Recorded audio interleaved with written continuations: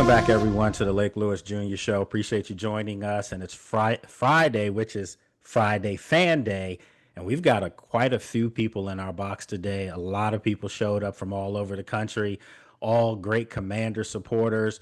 And of course, every now and then we'll have a supporter of another team. But I don't think that's going to be the case today. So it's going to be a lot of Commanders talk. What's going on, fellas and ladies? Because we have Sheila returning back with us this week as well. So how's everybody doing? It's Great, doing great. good. Wonderful. All right. So today I'm gonna pick your brains on a couple questions, but the main question of the day, the theme of the day is gonna be with the draft coming up in 2 weeks. What do you think the Commanders will do? Everyone will have a chance to chime in on that. And outside of what you think they're gonna do, I want you to give me a draft pick as far as the first round. We're not gonna worry about the second or the fourth, or the fifth, the sixth, seventh. We're just gonna worry about that first round pick. And the reason why I say that is because last year we all know who they took with the number 2 pick, Jaden Daniels, and he had a historic rookie campaign. Do you feel like there's going to be pressure for whoever they take this year, if they do keep the 29th pick, to kind of live up to the shadows of Jaden? And before we start, I will say this: you can't, because he's a quarterback and it'll be a lot different. But I still think that whoever's going to be drafted this year is going to have some pressure on them, because it's going to be a position, obviously, where they're going to want that player to hit the field. So, with that said, as we always do, we'll go around the horn here, and we're going to start with our newest guest, a guy that I go way back with from Montgomery County, Maryland, my good friend Perry Williams. What's going on, Perry? Hey, what's up, fellas? Hey, Lake, how's it going? What's up? All right. So you got the floor now. What do you think Washington's going to do? I think they're going to trade back, to be honest with you. I don't think they're going to draft anyone in the first round, because they feel like they can get a similar type player early in the second round, middle of the second round, and they need more picks. I think that we all saw Adam Peters last week say that, trading back was possibly something that they would consider. So my expectation is that they'll trade back. If I had to go with a player, I might say Dominique Hampton, someone like that, a running back to kind of upgrade Brian Robinson. There have been some Rumors. Yep, that Robinson's on his way out the door, and so they'll need to replace him. And to be honest with you, I think we all know that Robinson wasn't really an every down back at Alabama. He was really kind of more third down pass catcher. He was never like a 3-down back. So they want to get a running back by trade. So I would say Hampton. Okay. All right. I think I saw a lot of people nodding their head on that. Perry was dead on. I think we all agree that Washington needs an upgrade at running back as far as a home run threat. I think Amarion Hampton from North Carolina would be a good pick if that were the case. I just don't know if he falls to 29. I think he'd be a lot higher. But we'll see. So let's good stuff, Perry. So let's go with Reverend out in California. What's up, Reverend Fry? Hey, good afternoon, at least. Yeah, good afternoon, everyone out here. I agree with Brother Perry. I find it difficult to say just because of the way that AP works, and I love the fact that they have this closed mouth. There's no leaking, about anything that they plan to do. So it's kind of hard, but I agree. I hear the conversations. I'd like to find a more elusive back. It's a pretty deep class. I don't believe, like you said, Amarion drops that far, but I would just be personally satisfied with any that take it to the house back, that scat back and everything. Robinson, he's the power guy. I believe that would sort of sustain his career a little longer, as opposed to expecting him to be that guy, because he's not that guy. This young man is so admirable with taking a bullet and then turning around in a matter of weeks and being back out there. So you see the content of his character, but I would like to, honestly, to go ahead, keep that the draft position, but still take a running back. What they're going to do, I'm about as clueless as they come, just because of the way that AP thinks. Whatever you expect him to do, he's guaranteed to probably do the opposite. Okay. All right. Good stuff. So let's move on. Let's go to Josh in Minneapolis. What's going on, Josh? Oh, not much. Just sitting here in traffic. But it's all good. I wasn't gonna miss today. I not to jump on the bandwagon, but I'm agreeing with the boys. I'm not so sure that I like Hampton a lot too, but I don't think he's gonna be anywhere near 29. So I like the idea of trading back with some more picks. And the Reverend's right. There's a lot of quietness going on. And I like that. And That means people are didn't doing know their what they were gonna do. jobs. Exactly right. Doing their jobs. I don't. Other than the number 2 pick that we all knew last year, I was totally fine in silence, not knowing what they were going to do. So in AP and company, I trust. But I do want to run it back. All right. Okay. So it seems like all three of you so far have, said perhaps trade back. All of you want a running back. Real quick before we go to Brandon, Brandon will be up next. But before we go to Brandon, do you guys feel like at 29, let's just say an edge rusher, or Mike Green is sitting there from Marshall, maybe the kid from Boston College is sitting there, another edge rusher, or Stewart from Texas A&M is sitting there. Would you guys still go running back if a Travion Henderson or a Marion Hampton happened to fall and be at 29? Would you still take a back before you would an edge rusher, knowing that the defense is kind of where things need to be fixed right now? So I want to jump in real quick and say Sure. that, that Marion Hampton is rated on NFL.com as like the 4th best running back in the draft. And there's potential. I know people don't agree with that. Yeah. He gets a little over his skis a little bit. He is a really good back, and he's big, and he's a great athlete.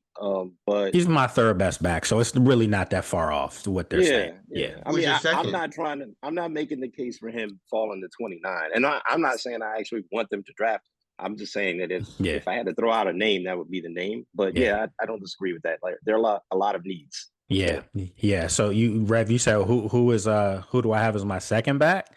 That's what I said. I have Travion Henderson. I really like him, and I think we don't know how great he really could have been if he was truly featured. But because Judkins was there as well, they kind of had a work by committee backfield, and they, of course, they have like 3-4 NFL wide receivers every year, so it's kind of share the wealth at Ohio State. But I think in the NFL, if he can be featured, he's not a scat back. He's a bruiser with scat back speed. So I think he could do everything. Really, absolutely. Everything. I think he would be the ideal fit in this offense if that were to happen. So for me, I'm not going to tell you what I'm going to do yet because I want everyone else to get their stuff out, but I'll tell you why I like him so much. So let's move on here with Brandon. Brandon, what do you have, my friend? I honestly, I'm going to flip the script. I think they're going to go defense. I really do. I think they're going to, because I think they're looking at the big foe up in Philly, and they want to do exactly what they've been doing, is they want to stack the D. And I think they're going to either go with the linebacker, an edge rusher, or maybe another cornerback. I don't know. I know we've been making moves in free agency, and we've been doing that pretty heavily, but I think they're just going to build a squad that's just going to, kind of bust up on people, because we were a little, pass rich situations. We were a little weak. A lot of 3rd and longs got busted up, and I think we need to shut that down. So that's all my pick. That's where I'm going. Yeah. All right. Good stuff. Good. All right. So let's go. DJ, you're up next. I'm thinking it's a trade back. Mm-hmm. And if they trade back, I'm going with Travion Henderson too. I just really like what he does. He's a guy that has that vision for the second level and does a good job in being able to pass block, but also has great hands out of the backfield. I really like it. Like you said, I just don't think with the talent there, it was a little bit tough for him to be featured, but I do think he is a feature back and he is a bruiser type guy. Okay. All right. So that's good stuff right there. Tony, you're up next. Yeah, I think trading back would be the smartest move, but for the same reasons that, their talent pool is so evenly spread, that you can get the same level of player in the late first round, second, third. For that reason, I don't think people are really going to want to trade up that much. So I think it might be a situation where we end up having to take the pick anyway. And when they do that, I'm looking at a guy from Texas A&M named Nick Scorton. Oh yeah, you like that edge rusher. I Nick like him a Scorton, lot he went to too. Purdue. I do. Like he went to Purdue as Yeah. a freshman. He was a Yeah. 265-pound, 6'4" pass rusher, and he had 11 sacks. Then he went to Texas A&M. They asked him to bulk up, 820 pounds, and he had a different role there. And I'm seeing a guy that's coachable, that's willing to sacrifice personal stats for the benefit of the team. And he's raw too, by the way, meaning that he's only going to get better. Better and more coachable. Man, this is why I love bringing you guys on here, because I actually can do my job and just sit back and know that I'm not crazy. To get that's the type of guy that fits what Dan Quinn's trying to do, that locker room. Got that commander mode to him. Absolutely. All right, good stuff. Let's go on with Zell. What you got, Zell? So I'm exactly with Tony what he said. But the bulk of the meat of the draft is in the later rounds, like second, third, fourth round. But when it gets to us, I think we're just going to go best player available. If that's a wide receiver, if it's Luther Burden there, if it's Matthew Golden there, if that's Donovan Ezaraku, if it's Travion Henderson, whoever's the best player available, if we still have that pick, I feel like that's what we're going to go with. But first order of business is to trade back, gain more picks, because we only got 4, 5. Right. Okay, 5. Yep, that's it for now. 5 for now, because I truly believe, like a lot of you guys have already said, I think they're trading back, but I don't want to put the cat out the bag right now. I think there'll be opportunities to trade back. Yeah, but maybe in the first round, it's not the best time for other teams to want to trade up. Right. You know what I mean? I think maybe for our second round pick or third round pick, we might be able to accumulate some more. And even for next year, we need some too. Yeah, I think what's going to happen, fellas, is that, and ladies, of course, I'm sorry, Sheila, but I think what's going to happen is that it depends. To me, the draft starts where Shador goes. I truly believe that. I've been saying that for a couple of weeks now, because if he goes number 2, then it's going to get, some things are going to happen that maybe some teams weren't prepared, that maybe Abdul Carter sitting there, excuse me, or Travis Hunter sitting there. I know some teams need offensive linemen, so Will Howard is a guy that you got to take if you want to guard. So I think that's where it's going to determine the how this draft performs. So, we'll talk about all that in a second, but let's go to Big Herb here. You're up next. What's going on, my friend? What's going on, Lake? So I honestly think that they're gonna probably trade it back. But if I had to choose somebody that stays here on the for the first round, if they go ahead and pick them up, Derek Harmon out of Oregon. That's my guy. Number 1, he's 6'5", 313.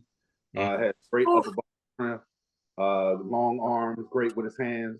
He can play the A gap and the B gap. So I think that that's somebody who, if he's available, because the last time I checked, ESPN has him as the second best defensive tackle in there. Can't go wrong with Mario Hampton nor Travion Henderson. So, but I honestly think that they're going to trade back, because you only had 5 picks, and you want to pick up more. Yeah, we've seen Adam Cook with a whole lot of picks. Yeah, one of the things that I keep saying, and I got to be careful about some of the stuff I put out that I've heard in the building, but when you sign guys on 1-year deals, that tells you a lot about the direction of their draft. I know some people are like, well, what does that mean? Well, what it means is that you're set up to be on rookie deals.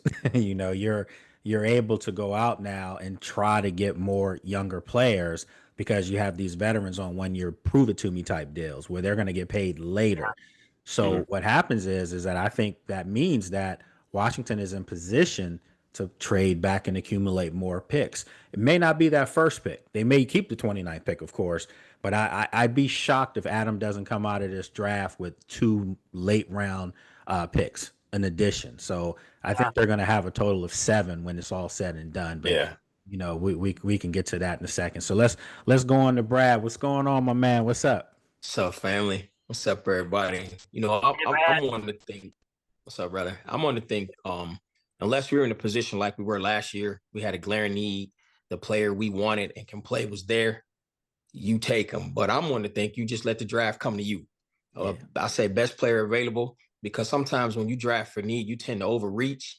I mean, look what we did in 2023. We needed a cornerback. We needed turnovers. We don't like talking about that. That was rough, man. Yeah. And we drafted So you don't Forbes, and I'm sure we all will agree that was a reach. That was a reach. I say you just let the draft come to you, whether it be trade that pick or you just get the best player available. That's what I think. Good stuff. Good stuff. Go back to chicken bones now. All right, and then all right. So no, we don't talk about it. yeah, man. I mean that's a haunting. Listen. I was sitting in the media room at Commanders Park, and you know I tell people all the time. Myself, good friend Candy Waller, Donna Hopkins, we sit next to each other, and I was always under the Christian Gonzalez tree. I'm like, get this kid. You know, he's a monster. Then the kid Banks from Maryland, local kid who had already come in and visited, he was there. And oh my gosh, the offensive lineman, Donovan, is it Darius? Was an offensive lineman that was sitting there too, just gone on and done some great things. Oh yeah. And oh my gosh, I can't believe I'm drawing a blank. But anyway, they were all sitting there, all of them sitting there. And when they said Emmanuel Forbes, it was like a look around the room, like, who's Emmanuel Forbes? Absolutely. And if you think about it, all the players So bad. that were drafted after Forbes are positions that we still need to this day. I tell you who it was. It was Branch. That's who it was. That's who it was. I'm like, are you kidding me? All these guys were sitting there, but the smartest person in the room had, you know, I'm not going there, but you already know. You already know. All right, so Jay, you're up, Jay. So I already been doing my research. I hope that we do trade back. But I did a little research, and our good friends, the Chicago Bears, they have picks 39 and 41. It's not too far from 29 in my eyes. And those are both second round picks. Give us pick 41. That gives us 2 second round picks. But if we somehow get pick 41, I would love for us to go get Junkins with our we shore up the running back position. He played really well in the playoffs. And like you said, him or Henderson, either or. But I think I prefer Junkins just because of the size. But if we have to stand pat at 29, I hope someone like Emeka Ibuka, nice safe Ohio State receiver. I really wanted Olave the year that we got Dotson, but we did what we did. But that connection with him and Terry, just another Ohio State wide receiver prospect, can't go wrong with in my eyes. All right, so look, what I'm going to start doing is I'm going to implement something that, gives us a sound that when something is said that's great, which most of you always say, and then I'm going to have something that's going to be like, everything Jay said I loved except for, do you think Ben Johnson and the Bears and Caleb are going to trade with Washington under any circumstance? That's why I'm smiling so hard. That's why I'm smiling so hard. Yeah. That ain't happening.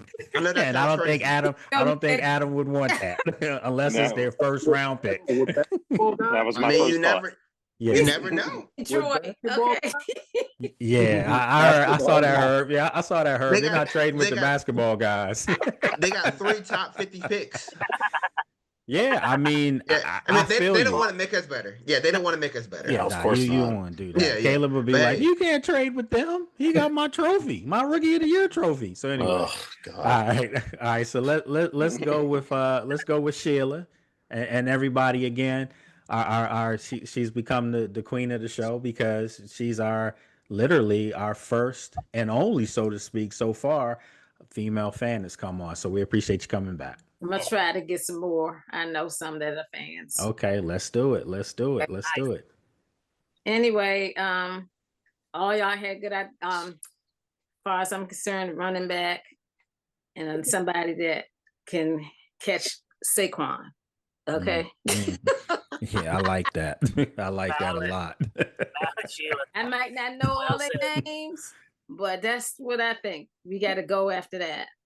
And we got to find somebody to do that. They let the other boy go back to Dallas, and they said he wasn't doing all that. That's what I think. Okay, I like that answer, and that's kind of the need for that edge, because an edge rusher get after the quarterback, but also someone that will do what the name is. He'll establish the edge for you. And teams used to run the ball. And no offense to Dante, but Dante was a sack guy. That's what he was. But teams ran the ball at that side of the field quite a bit. So that was a glaring need. So these are good answers to start the show. Like, I mean, honestly, I'm not shocked by any of them, and all of them make sense. So what I want to do now though is, you know how we do it. The first question is a fluff question. Okay. It's just to get your juices flowing, get you warm at the plate, but now you got to swing. So the next question, and it's going to play off of what you guys just answered. If you have that number one pick, would you, and this is, it kind of plays off Jay a little bit. So Jay, you kind of took the Thunder, different team though. But the question is, would you trade, now that Washington's legit, now that Washington's had this special season last year, and most pundits and media people like myself think that they're a top 5, top 6 team right now on paper in the league. Now things are different as far as trade partners, trading up, trading back, trading at all. Would you trade now if you're the Commanders and you're Adam Peters, regardless of what the price is? Would you trade in the division now that you are positioned to be a player in the league? So we're gonna go. We'll start it counterclockwise. Sorry, Perry, but you'll be the last person on this because we're gonna start where we ended. So we'll start with Sheila again. What was the question again? The question is, now that Washington has arrived and people have, aspirations for this team, if you were the GM, would you trade if a team came to you from within the NFC East to trade with you? Would you entertain that, or would you say no because you can't let a team in your division get better? No. And that goes for all. I like her. No. Okay. Okay. All right, Jay. And for these questions, we're gonna make these real quick. So these are like 15-second answers for this one. Okay. Well, to answer your question, we traded with Philly last year to pick up. I was going to say that. Pick up Sanders still. So you're telling me that, they're not even our arch rivals. The Bears wouldn't give us 41 for 29, in which, like you said, we already did that last year. But you did that before you got to the NFC Championship game. Yeah. I mean, but even I feel like Philly would reach out for 29 because they always got something up their sleeves. So if Philly want to give us, if they want to give us 32 for 29, I hate them. I mean, I wouldn't do it, but they always got something up their sleeves. And Howie is a madman. He's a genius. So I mean, that's why you don't do it. Give me 41. Give me 41. Okay. I don't want 32. Give me 41. All right. So not them. All right, Brad, what you say? Absolutely not. Okay. See. Now you guys see the theme has changed in a year's time, just like that. So yeah, we got 3 no's. Okay. So Herb, what you got?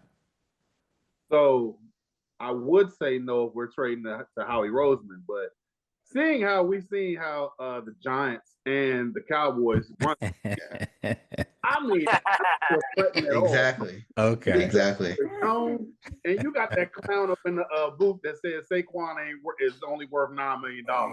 So if we're trading to them, I feel confident. I'm not trading with Howie Roseman ever again. Okay. All right. See, you guys are coming to your senses. Zell, what's going on, man? What you got? Man, at this point, I'm open to everything. I'm not looking at it as just because they're in our division, but it depends on. I'm not sure what picks they all have, but it just depends on what the trade is. And I don't know if they're going to do it, but I at least want them to consider it at that point. So I'm not just against it just because it's the Eagles or the Cowboys. I'm still trying. We still trying to get better as a team. So it's I consider it. That's fair. Tony, you're up. That. Yeah, man, I'm old school, man. I remember when Deion Sanders signed here, I did not like it at first. You know what I mean? I'm against it. I'm against dealing with the other divisional opponents, man. But Howie's smart, man, and he felt like he was going to win, so he made a deal with us. He wanted Cooper DeJean, so he made the deal. He felt like, so I feel like if we're gonna win, if we definitely gonna win, I say go ahead and get him. But in normal circumstances, I'm not with it now. Okay. I'm not trying to put them at all. All right, good stuff. All right, DJ, you're up. Knowing what the picks are, for each team and how many they have, that answer is hell no. To the no. See, I'm telling you, it's, times are different now. You're one of those teams that trying to beat Philly. Under no circumstances can you help them get better, because if Howie makes that call, somebody is on the list that he really likes. So you have to be like, you know what, you can't have him. So you kind of tipped us who you want, so we're gonna get him now. So, all right. So Brandon, what you got? I mean, if it was good, if it helped us, but it doesn't help Philly, because Philly's become the new Cowboys for me. So, like, I don't like Philly at all. And I'm glad we got a dog like Debo that doesn't like Philly. No, I'm saying no. And just to say something, I don't know if you guys watch Adam Schefter. He said something earlier this week, like Philly's going to do something big. They're going to do some big trade. They're going to, and he threw that out there. And then it made me wonder, like, oh God, what are they going to do now? So they're trying to get Hendrickson. I know that. Of course they are. That's the move for them. Yeah, that's the move for them. TJ Watt. Yeah. Sure. Yeah. I don't think Pittsburgh will get rid of TJ, but I have heard those grumblings. Josh, you're up. Well, as dumb as the Giants have been going lately, and as crazy as Jerry is in Texas, I'm gonna leave this up to my Father up in heaven. Hell no. No way. No way. Howie is too crazy. Yeah. And as much as AP can cook, no. Okay. All right. Okay. So a lot of hell's thrown out there, and then I got to bring the next guest on, Reverend Fry, out in California. Excuse him, Rev. Sorry, Rev. I told y'all I'm a realist in everything. So therefore, don't be apologetic. This is football. Mm-hmm. However, I'm a solid absolute no. Joshua, just so that you know, heaven said no. Can't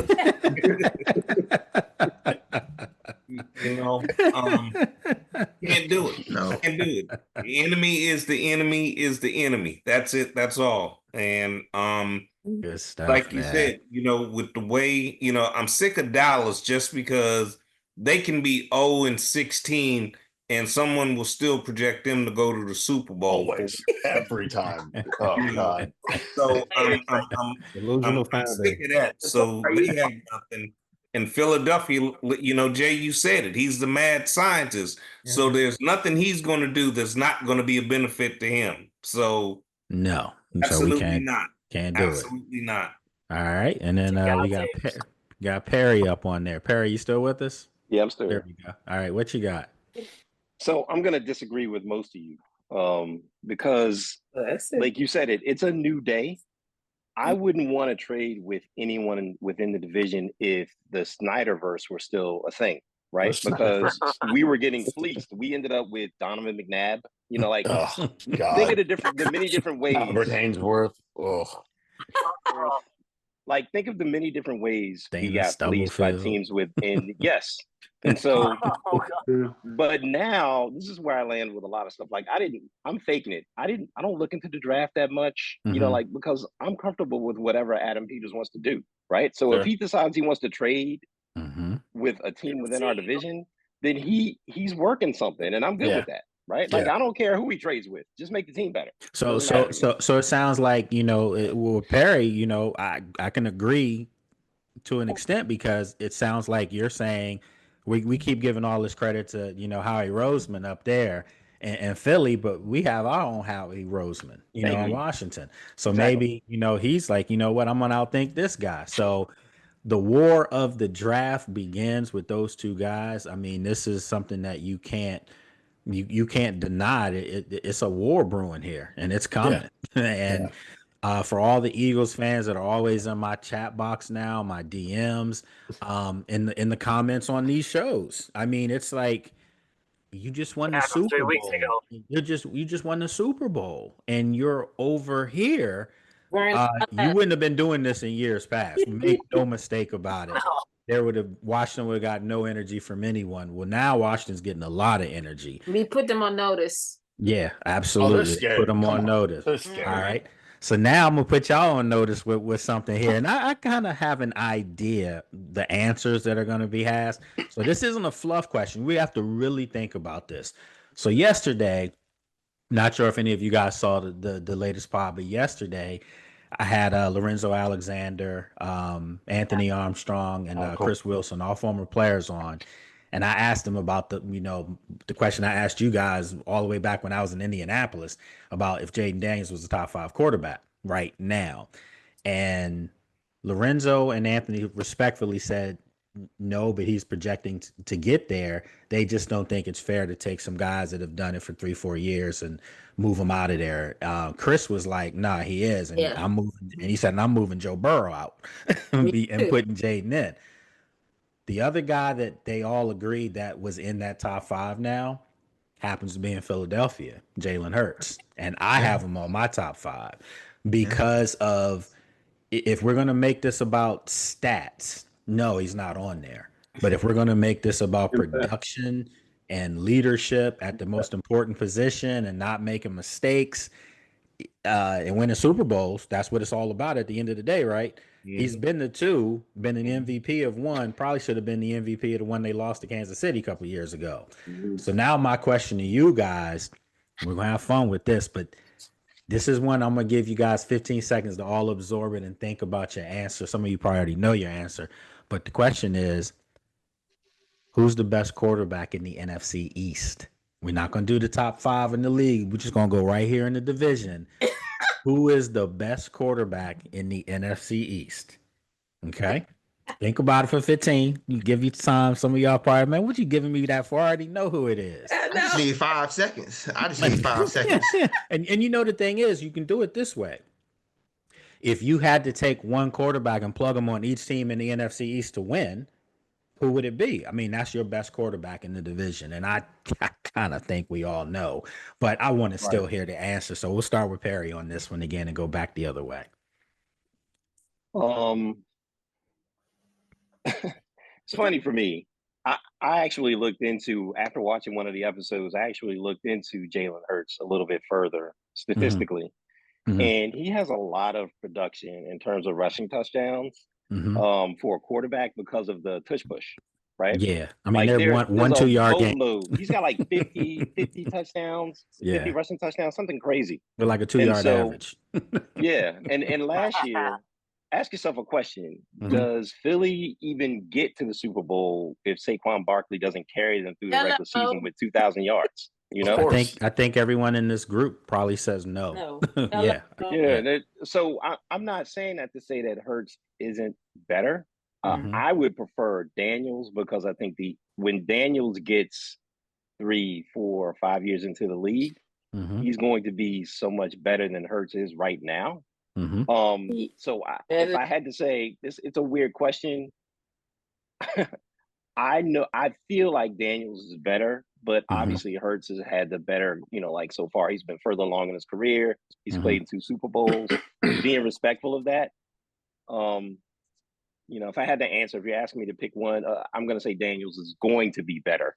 And he's what I prefer. Okay. So, all right. I mean, and that's fair. Like, and the one thing I love about this group is that no one has a wrong answer because these are answers that people have thought about. It's not just a knee-jerk answer. I listen. If you just put me on the spot and ask me who's the best quarterback in the NFC East. I mean, if you look at the results, you have to say it's Jalen Hurts. But if you look at the eye test of someone's skill set and everything they can do, it's Jaden Daniels. So, and that's what we all are going to be dealing with this year as far as making the defense of Jaden. It's from the outside world, the outside noises. He's got to do it again. He's got to prove that this is sustainable. And I'm going to throw this out there to you guys, and then we'll move on. We'll have Revan up next. Everyone talks about that so-called sophomore slump, right? The second year slump. You guys knew what Patrick Mahomes and Lamar Jackson did in their second years? MVP. So I would like to think Jaden is trending that direction as opposed to some of these other guys that didn't put it together. And the reason why I think he is going to trend in that direction is because the one thing that both Lamar and Patrick Mahomes have in common, outside of their incredible skill set, is they have stable organizations that have the same coaches, the same front offices. They just have culture. And Jaden has that in Washington now. So I think that that's why he goes that way and doesn't go this way. I think there are two things. Mm-hmm. The second thing is they both had defenses, right? If we had a top five defense last year, we would probably be playing in the Super Bowl, to be honest. Yeah. Not even probably, might be winning the thing. We would have won. Right. So Baltimore always has a defense, and Kansas City for the past, 4 or 5 years has had one of the best defenses in the league. Mm-hmm. So that's the thing that they're missing, and they really need to build on that. But yeah, I get you. I totally get your point. Good stuff, man. Good stuff. All right, Reverend, you're up. What you got? Wow. I mean, to give that real thought, the question is actually a little tougher than I told you I'm not lobbing them up anymore for y'all. It's being a Commanders fan, you do want to say Daniels, but again, when you look at who has the hardware, you said yourself, is the ultimate goal is Jaden is yet to get a ring, and Hurts, he's been there twice. You got to look at it for what it is. You have to. Currently, right now, who has the Lombardi? Hopefully this is our year. But when you say at this point, I still do. I'm absolutely like Mr. Perry.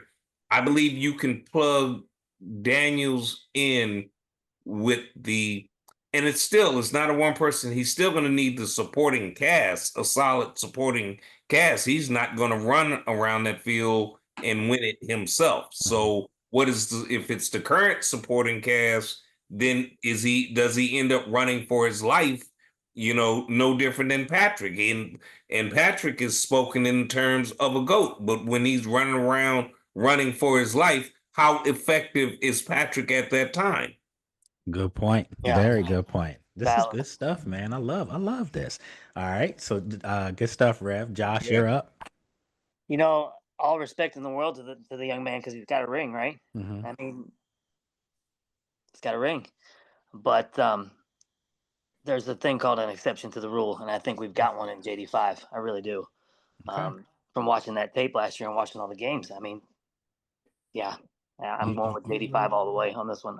I love this question, man, because it's like Commanders fans now have one. They have something, and it's. I haven't felt this kind of buzz for a player. Not even Robert. Robert had the buzz, but it was more like I think the media. I'm media, DJ. We're media, but you know what I mean by that. It was the other media overhyped it. But as far as like just the mutual respect as a dog on the field, it's Sean Taylor. That's the kind of aura that Jaden has on the offensive side of the ball. People fear him. Like they naturally don't want to play against him, and that's how Sean was. So yeah, I see where you're going, Josh. He's an exception to the rule. I can understand that. You had 3 NFL players on your show yesterday. 3 NFL players. I mean, not a lot of people do that.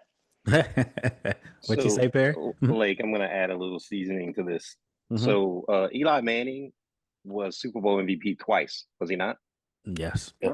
At any point in his career, did anybody in this particular meeting believe that he was the best quarterback in the division, no matter who was playing in the division? No. The one thing we're giving Jalen Hurts is that he's been to the Super Bowl twice and won a Super Bowl MVP award, right? Mm-hmm. Right. But we've seen that before. Exactly. And what did we say about New York? New York's their front four. The reason they won those Super Bowls was their front four. They had the best front four in football. Yeah. They would rush 4, drop 7. Nobody. And he just any of their cornerbacks. That's good stuff. No. Good stuff. And I have said a long time ago that the whole when Eli didn't get into the Hall of Fame, there's no way he's first ballot Hall of Famer. No way. Is he a Hall of Famer? I mean, he'll sniff it later, but he definitely wasn't the first ballot Hall of Famer. But I will say this about Eli. he had, in my opinion, this is just my opinion. I know Victor was doing some things for a brief period, Amani Toomer. But the Eagles' offense is stacked. Yeah. Like, I mean, there's a big difference between that Giants Super Bowl winning team's offense and the Eagles' offense from last year. The Eagles' offense didn't even have to do much because their defense was so ferocious. I mean, so very, very good point there. Very good point there. It does kind of, I think we all know who we would go with if you're starting a team today. I don't think anyone would take Jalen Hurts over Jaden Daniels. I just don't. But I think we all respect what Jalen Hurts has done because we're hoping that Jaden Daniels does that. So yeah, it's all love. So Brandon, you're up next. I mean, look, for those of us that tasted the glory years in the 80s and early 90s, it was fun. This year was special. We were not supposed to be there. And yet one person, yourself, you picked us to do well. And now we've got a target on our back. And people know that kid, especially in everybody in the NFC East, they know they got to play him twice a year. And they don't want to play him twice a year. Nope. And all the respect to Hurts for winning. But, man, I'm telling you, man, Jaden's the truth. Jaden's the truth, man. Jaden's the truth. I'm going with Jaden. I think he's top quarterback. And I'm not going to be surprised in the next couple of years if he's hoisting Lombardi. I feel that way, man. Okay. I do. That's good stuff. Good stuff. Remember last year, all they talked about almost most of the season was they were all knocking on Hurts's play because he was just a game manager, not throwing the ball enough to his receivers. And every game, week by week, they were talking more and more about JD5. Just conversation from last year answers your question. Yeah, I mean, I think if we look, and DJ, you'll be up next, but I think if you look at it for what it is, Jalen Hurts is, and this isn't disrespect talk here. Jalen Hurts is the best game managing quarterback in football. All he has to do is not give the game away, and they have enough pieces on both sides of the ball to bring it home. And the difference is with Jaden had to put a Superman cape on a lot. No offense to some of the other guys on the roster, but if Jaden Daniels isn't your quarterback, I truly believe the way Mariota plays and Kingsbury's offense, Mariota probably could have pulled out 5 wins for them last year if he was their starting quarterback. Sure. Fair. Not 12. That's a big and an NFC championship appearance. So we know where that came from. So let's go to DJ. You're up next. Yeah, at first I was going to say Jalen Hurts, but it's too many times in his tenure as quarterback without having a running game, he has shown up small. With the pieces that he has, if you put 5 in that, I mean, I'd hate to even see what that looks like. Probably wouldn't have lost the game. Right. That's insanely dangerous. Yeah. Jaden played with a so-so running game and rotation at the offensive line due to, different things that were going on during the year. And he didn't really have the best receiving core. He had Terry, and there were guys that stepped up at times. But a lot of it had to do with him being able to extend plays, his smarts and understanding the offense and being able to understand what the defense is dictating. All that stuff is important. And as much as I respect, Jalen Hurts and what he's done, he's got the rings. But at the end of the day, when you talk about what the eye test tells you, that man 5 is head above heels better than any quarterback that's in this division right now. Good stuff, and I had a fan recently tell me, Lake, you keep talking about, he was getting on me because I keep saying Washington needs a home run running back. And he's like, you keep talking about the Commanders like their running back room was trash. And I said, no, I never said that. And he said they were, ranked 4th in rushing yards in the NFL. And I said, listen, stop. This is where I'm going to get you. I told him, this is exactly where I'm going to get you. Remove Jaden's 891 from that equation. Yeah. And then what do we have? It's probably going to be like 24, 25, 26 in that area. So he said, you say, but that's part of the rushing attack. No. that it's not. It again. That's bonus. You can't have these conversations with everybody. Right, So right. yeah, so you guys already know where I was going with that. Well, 450 yards of that is just him scrambling. Of Thank just Make making it it happen when he needed it, you know. All right, so Tony, you're up next. What you got, my friend? Yeah, I got a lot of feelings about this one here, man. Like you. when you take quarterbacks, right? Good quarterbacks, whether it be in college, whether it be in the NFL, you got two categories to me.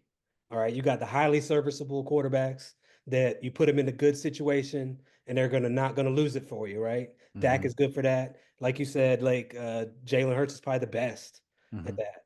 Okay, then you got the other category that are with the cliche force multipliers that make their team around them better. You know what I mean? And Jalen Hurts, man, I mean, in college, he was with Nick Saban. So you can't get a much better situation than that. He always had talent around him, always. And then when he went to Oklahoma, he didn't do as great. I mean, he did okay, but he wasn't special at Oklahoma. You know what I mean? He gets drafted by the Eagles, who are, we already know what the Eagles are, man. So, I mean, kudos to him. He makes the plays when he needs to make them, and he's not going to lose the game for him. But I can't remember which one of those football players it was that you had on there on your show I watched earlier today, but he said that Hurts tends to hold the ball too much because he's trying to make the play. I didn't agree with that. I think he holds the ball too much because he waits for his receivers to be open before he's comfortable to throw the ball. Right. That's a very good point, Tony. Like Jaden I can like throw that. his guys open. Yeah, Jaden has anticipation of where he can throw his players open. spots. And that's why AJ Brown's so mad at him all the time, because he's like, man, listen, I'm gonna get open, throw the ball here, and I will be here like I'm supposed to be. But Jalen Hurts holds on to that ball, takes sacks, and his guy's getting like 4 or 5 targets when he should be getting 10 or 15 targets. So I mean, for those reasons, man, Jaden is on another level than Jalen Hurts is, man. Okay. All right. Good stuff. Good stuff. See, I love when if y'all gonna say Jaden, make me understand it, and y'all doing that. That's exactly why I have you guys on here. All right. So Zell, you're up next. I'm gonna make this quick because I gotta go soon. But okay. I don't. I mean, I understand why you would put Jalen Hurts in the top 5. He has the hardware. He's at where everybody wants to be. I mean, 3 of the top 4 guys don't even have a Super Bowl, right? So two of them never even been to a Super Bowl. Exactly. But that also goes into the play as just because you have a Super Bowl doesn't mean you deserve to be in the top 5. There's plenty of quarterbacks that won multiple Super Bowls who aren't considered top 5 even while they were playing. So with that being said, all the things you guys said about JD5, the eye test, force multiplier, that's why I have him in top 5. But I can't be mad at Eagles fans or anybody else putting Jalen Hurts in there. I mean, his offense put up 50 points in the championship and the Super Bowl. So yeah, he played MVP level, Super Bowl. I mean, MVP level football in the playoffs. So you got to give him his props. But congrats again to you, Lake, man. Yeah, I'm going with JD5 for sure. Congrats to you again, Lake, man. I'm gonna disconnect. And y'all enjoy the rest of y'all day, man. All right. Thank you, brother. Appreciate you, man. Appreciate you. All right. So, Big Herb, what's going on, brother? Okay, so I'm gonna try to put it this way: if you put Jalen in the Commanders right now, do we get to the NFC Championship? No. And it's not a slight on him. It's more so the people that's around on Philly. You have 2 great receivers, arguably a top 3 receiving corps. You have one of the best tight ends in the game. You have the best back. You have the best offensive line in the game. You are set for success. It's nothing against him. It's just, hey, dude, you're on a way better team than you are with JD. Just for those of you, and I said this a couple weeks ago, if you know Chappelle's show, 4 of the 5 best rappers of all time. In this case, in the NFC East quarterback. Dylon. JD, and JD. It's not close. Let's much to really think about. It's the best quarterback in the actual division. It's no slight against the rest of them. That we've seen what Dak can do. Are we really going to try to talk about DeVito? Are we really going to talk about Jameis eating his W's? Are we really going to talk about What's Russell Wilson now? Right. What catchphrase is he gonna have? Big Apple. Let's eat. Let's grill. Come on, really? Oh, all right. So you going? So you doing that? You going Jaden as well? All right. And I'm not mad, man. All right. So Brad, you're up. To that fan that said you always talk about our running back room. Remember Robert Griffin's rookie year, him and Alfred Morris. Alfred Morris wasn't, but the threat of Robert running and him running, Alfred got 1,400 yards. Can you imagine if we had that right now in our backfield? Yeah. Jalen, come on now. That's why I was saying hard, man. Go after Saquon. Y'all know I mean I'm Penn State guy, but I kept saying last offseason, get Saquon. I mean, and under no circumstances did I think he was going to end up in Philly. And then when he got to Philly, I said, oh my God, this is going to be bad. And we saw what happened. I mean, that got to me last year. You can make an argument that Saquon had the greatest single season for a running back, because he clearly was breaking that record if they didn't take him out the game. Yeah. I mean, he was a freak, man. It was every time he touched the ball, hold your breath.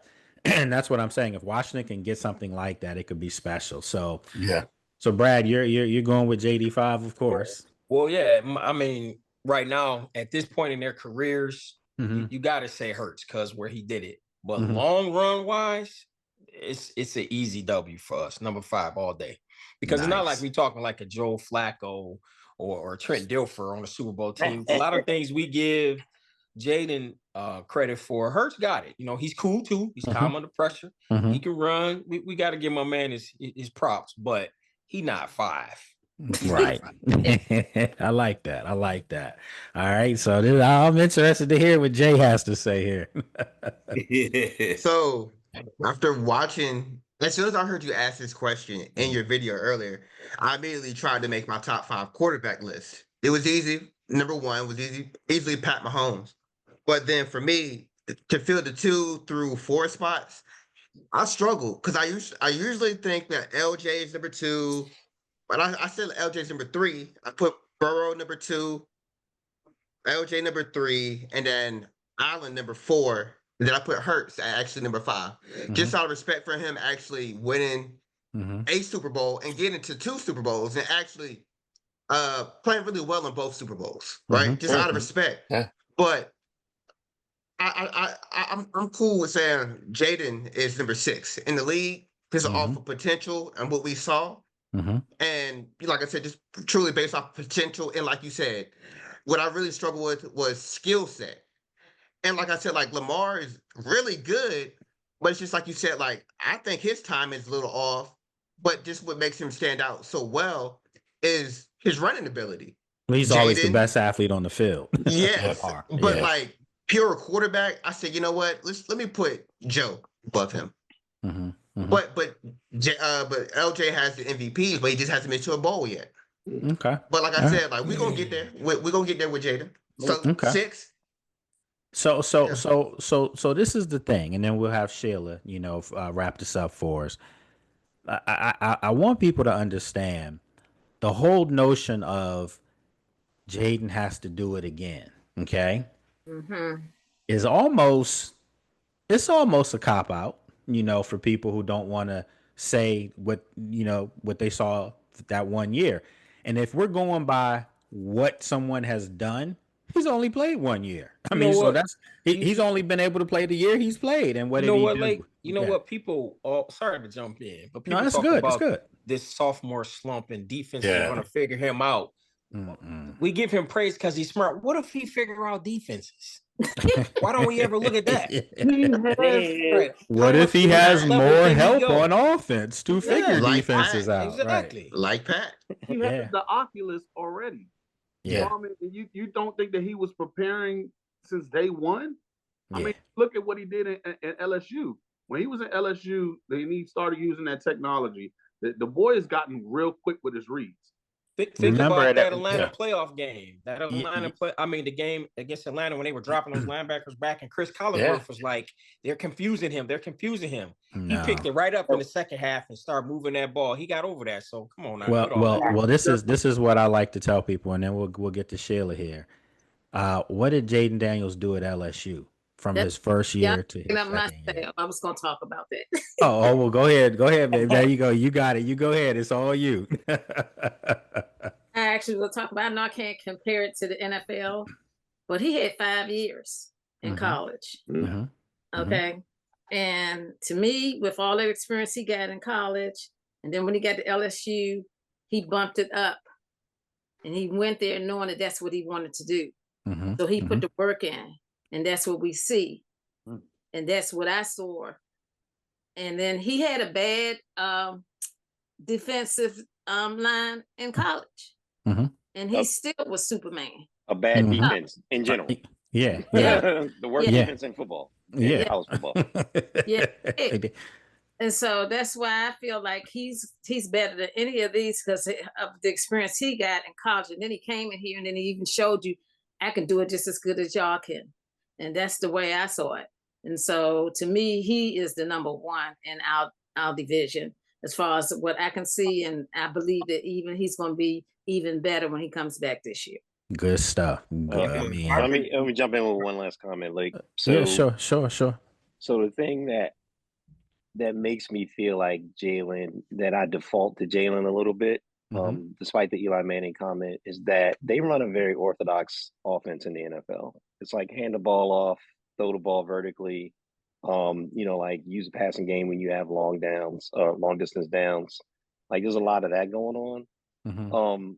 I don't know what the next level is for this offense with Cliff and Jaden, and the way that they run things is not orthodox at all. They do. It's very, I hate to say college centric, but it is. It's not. If you look at Jaden versus Joe Burrow, that's like watching Joe Burrow's like watching a quarterback from the 90s. You know what I mean? Like it's all passing game. And I would love for Jaden to look like that, but that's not the reality. The reality is they play a different style of offense because he has that skill set. So it's hard for me to see where the progression will be until I see it. I'm going to have to see it. And you've said it before. I've heard you say it like on some of your other shows. And then also I've heard you say it to me directly. The offense will progress when they get better players. So I'm really curious about what that looks like. I think you're going to see. So I always go back, guys, to and Sheila. I always go back to when I was sitting there when Cliff was announced, and he said, he literally stopped us. He was like, everyone kept talking about that air raid offense, remember? And he was like, we're not going to have that offense here. He said, we're going to have a Commanders offense that other teams around the league can say, hey, I like that Commanders offense. He said this offense is going to be bits and pieces from each coach that we brought in, Brian Johnson, from bits and pieces where we can add it all together and also get input from Jaden. And so I think that what Washington's done, other teams by the end of the year last year, I know for a fact Chicago was. They were trying to put some of Washington's offense in there because they were making it look very friendly to what Jaden was doing, not realizing he was trying to be he's different. Like he can read a defense. And I saw that all the way back in minicamp. It's different. I've seen a lot of quarterbacks come through here that struggled to see the field. Dwayne Haskins, rest his soul, he struggled to see the field. Robert struggled to see the field. I saw a lot of these young guys who came in with high expectations. Sam Howell struggled at times to see the field. Jaden didn't have training wheels on last year. Late. Yeah. Let me add something, Late. Yeah, go ahead. I think, am I wrong? Let me see. We ran 200 more plays of no huddle than any other team last year. You're exactly right, and that's you know what I'm saying? that's crazy. That's a fast-paced, thinking on your feet, dissecting defenses, finding open guys, knowing what's coming at you at a high level type of quarterback play. And you know what I'm saying? What? anything else than that is going to be slower than that. So he can't do anything but get better. And Well, guess who benefits from exactly what you just said? Who's the player that benefits the most that they just recently picked up because of this Debo. high-paced offense? Debo. No. See, you guys are thinking skill set. I said, finish Who the question. benefits the most is Laramie Tunsil. Oh, okay, yeah. Oh, yeah. You know, right. because you guys know Laramie Tunsil was, had Mhm. the penalties, the offsides, Yeah. and I know Perry will say he had more than just them offsides, but we're just talking offsides here, Perry. I will say because they play such a high tempo offense, he's not going to have to pass block for 3-4 seconds. Right. He does everything in 2 seconds. He's either taking off on you in 2 seconds, or the ball's already out of his hands in 2 seconds. His release is insane. Absolutely. So it insane. just makes things so much easier. Well, folks, we still have 5 minutes left. So what I'm gonna do is we're just gonna open the floor up. I mean, everybody's just had some great answers. You know, this is fun, as we always do on Fridays. If you out there, if you're watching this right now, you are able to come on our Friday Fan Day. All you have to do is email me at the Lake Lewis Jr. Show at gmail.com, and I will get back to you. These folks are testaments to that I will get back to you. And once we put you on the distribution list, the email list, you're more than welcome to come in any Friday. If you can't make it, I totally understand. We all have, things that we have to take care of on a Friday afternoon. But if you can come, you can come anytime you want. And yes, we've had fans of the past few weeks. We had a Bears fan in here who happens to be my neighbor. We had an Eagles fan come on with us. And so I've had other fans reach out to me in my DM, and some of them are afraid to come in because they're like, no, this is just only for Commanders fans. And I said, even though this is a Commander-centric show, I mean, I cover the team, we want this to be open for everything because I'm getting ready to cover the league. So we want to make sure that everybody is welcome. This thing has picked up some legs, man. It really has, and if you see anybody else trying to do that, don't go on there. No. Let them know this is ours, man, because that's what people do. This is ours. We have fun with this. And then also, just real quick before we open the floor up, just want to make the announcement that on Tuesday, this coming Tuesday, the 15th, you'll be able to hear our show, the Lake Lewis Jr. show on Tuesdays. You'll be able to, I won't be here, in my home setting. I'll be at Radio 1 in DC doing the show from there. Same format. Nice. Everything. Nice. But if you live in the in the DC, in the DMV area, you'll be able to hear it on 1450 AM and then also on 95.9 FM in DC. So yeah, man, I always got to give you guys love too, because you guys have helped make this happen. So salute you, Lake, man, because you didn't say my show on the set. You said our show. Of course, family man. For show, of course, family man. For show, like for show.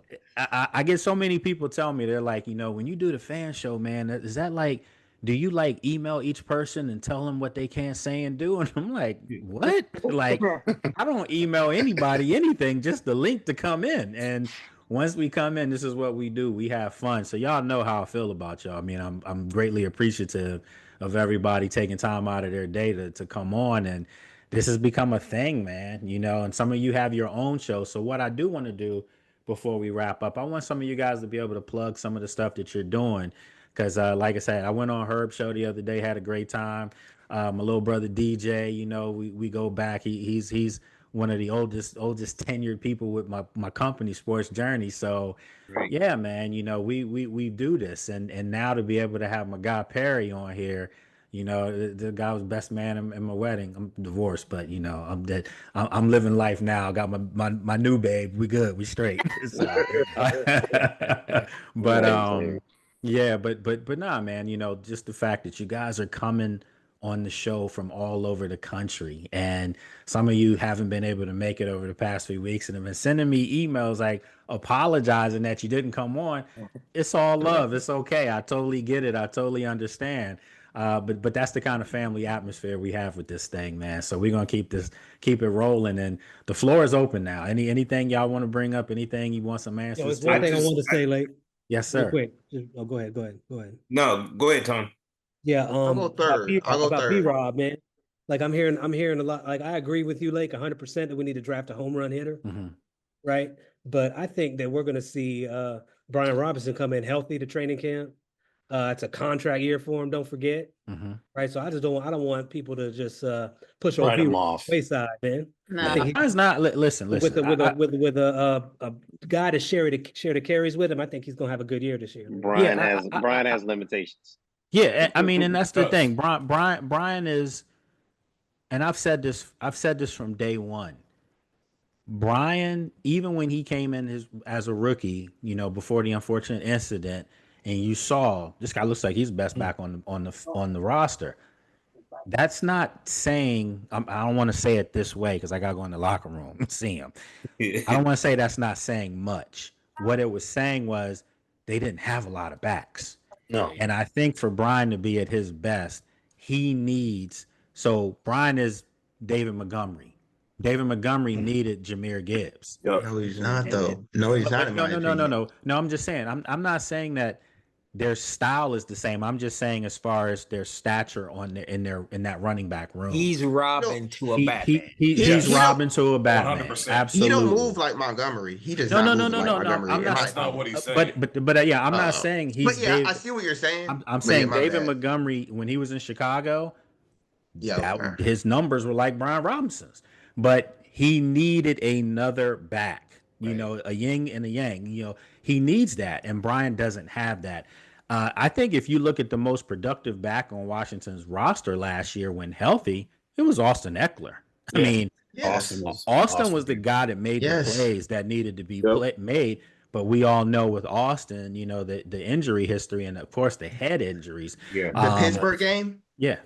The Pittsburgh game, we should have kept feeding him in the second half. I think that's why we lost, in my opinion. I think in that game against the Giants, when B-Rob broke that long one and got chased down, he could have just we needed that breakaway speed guy. We need that one guy who can hit it and just go there. So to my point, he's a Robin to a Batman. We need a Batman. They need a stud that's gonna come in here. Yep. And when that kid's in the backfield and Debo's going in motion and Terry's out wide and Zach Ertz is on the end of the line and Jaden is in shotgun formation or whatever. But who do I throw to? You want the defense to be like, oh my God, I don't know what's gonna happen. What's about to happen here? Brian's perfect for mop-up duty, man. Like mop-up duty in the fourth quarter after the defense tired. I would go. I thought Chris Rodriguez personally should have got more touches. Yeah, I liked him. And he runs violent, and he's a little more elusive than Brian. Yes. Exactly. So again, when you hear grumblings, when you guys hear the rumors, I've heard them long time ago, and I've told some of you guys, I would not be surprised if Brian has moved. So, as a Michigan fan, and it hurts me to say this.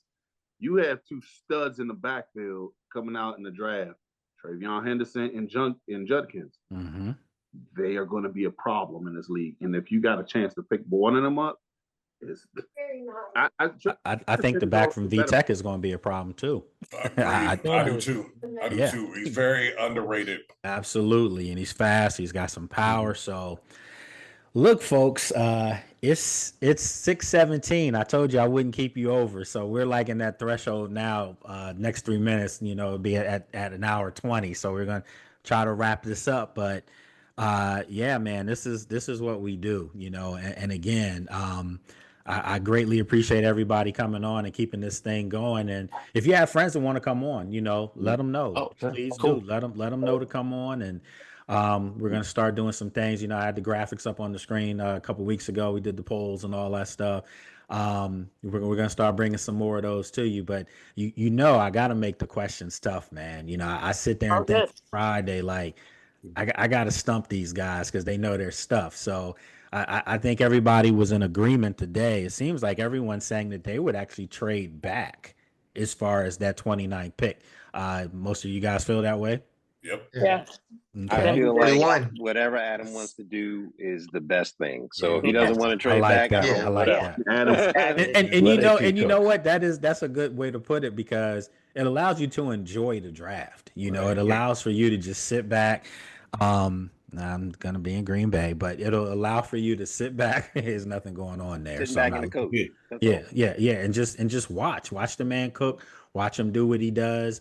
If you look at his draft class from last year, every last one of those guys made the 53-man roster. Right. So, and I think those 5 picks this year, it doesn't sound as bad because the bottom half of last year's draft are technically kind of like draft picks for this year because they're going to be on the field a lot this year.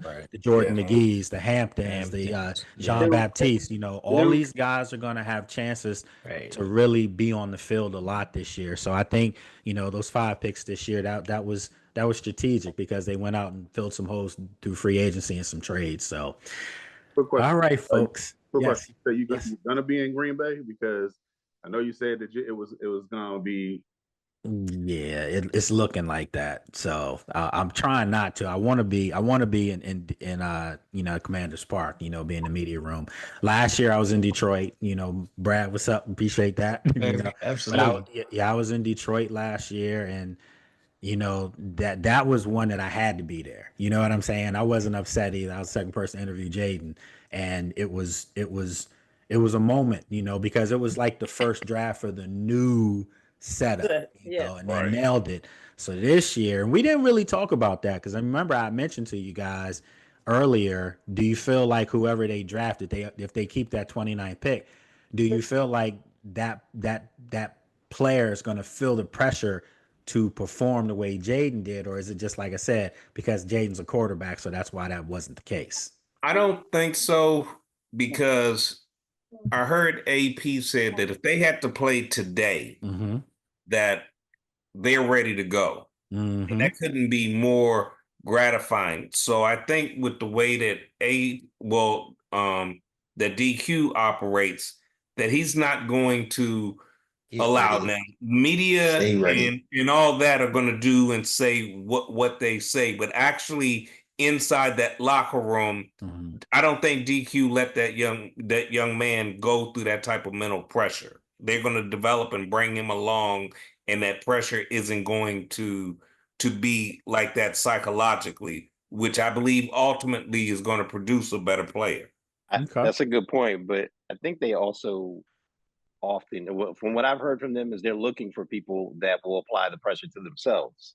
They want those players that feel that pressure so that they perform at a high level. If you listen to the way Daniels talks, and it's pretty much the mantra for the locker room, they all want to be really, really good. They want to win. They put the pressure on themselves. Nobody accepts the losing, and it's a personality type. They want a personality type. The people that they draft are all going to want to put the pressure on themselves. I'm not worried about pressure. So last year's draft class, and the guys that they've even brought in this year, some of the guys, the early potential picks.